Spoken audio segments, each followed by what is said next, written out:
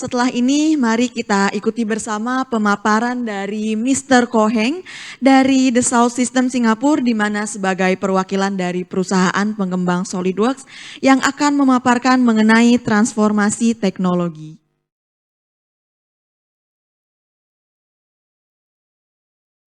Hi everyone, let me start saying by thank you for your participation on SOLIDWORKS Innovation Day. Whether you're attending the live event or from the comfort of the virtual participation, we hope that you will take this moment to reconnect with our partners and learn something new on the SOLIDWORKS portfolio of products. My name is KH Leong, and I am the Partner Sales Manager for the Salt System SOLIDWORKS. The title of my presentation today is Embracing the Technology Transformation. And I would think this would be the best time to talk about technology transformation. Let's take a moment to look at some of these companies which is on the screen right now. All these companies were once giant, all right? However, they have one similar issue. They failed to innovate, and they were swept by technology transformation that happens around them. Take an instance of Blockbuster. Blockbuster is actually a home movie and video game rental service in United States. It was founded in 1985, and at one point, they have close to about 85,000 employees. However, they failed to embrace the technology of internet and the transition towards digital model. And at the end, Blockbuster will have to file for bankruptcy in year 2010. Another giant company, Kodak Film.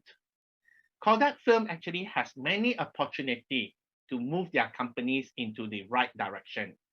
They also invested billions of dollars into making technologies so that pictures can be taken using digital cameras and digital photography.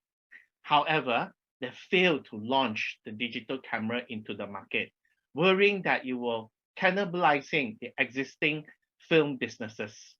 At the end of the day, their competitor, for example, Canon, take the move to launch digital cameras in the market. At the end of the day, Kodak didn't make it. Another good example, I believe some of you would have probably used this phone before. This is the Nokia 3310, and it was the first phone without a physical antenna. At the highest peak in year 2017, Nokia almost have 51% of the entire mobile telecommunication industry. Nokia was under the impression that the market and the industry will still prefer keypad phone instead of touchscreen smartphones.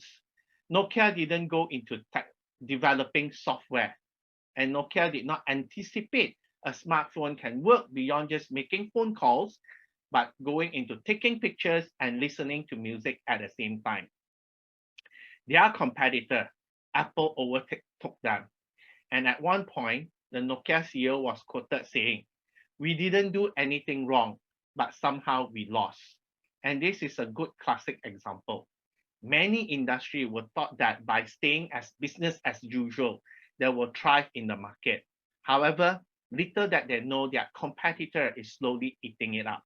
So embracing the technology and acknowledging what is happening around the digital transformation is important to keep our company to thrive. Let me give you some of the disruption technologies which we are seeing around us. In the automotive market, we are seeing that electrification or electric vehicles are becoming a trend right now. Tesla, which used to be called the crazy Californian dream, were once a company that go all into making electric vehicle. Many of the Japanese and German automaker will think that electric car will not make it. These companies has perfected the internal combustion engine for many years, and electric car has also many challenges in terms of getting the range, in terms of the battery, and the infrastructure of charging the station. However, Tesla make it happen, And right now, every single automotive car maker is striving, to come up with their own electric vehicle car. So Tesla has changed the entire automotive industry by introducing electric vehicle into the market. Once people were talking about providing the ultimate driving experience, when you are going to buy a car, you are looking into about the horsepower of the car, and you are looking into other things like fuel consumption. When Tesla introduced their electric vehicle, they also introduced autonomous driving, which means that you no longer need a driver to actually operate a car. So the experience shift from driving a car to become the ultimate passenger experience. These days, people are looking into much more of an info entertainment within the car itself, and the industry trends for automotive is already start shifting. Another example which I can provide to you is about ownership of a vehicle. In year 2016, the entire car ownership spending in United States alone is about 600 billion US dollar. And this is really a huge market.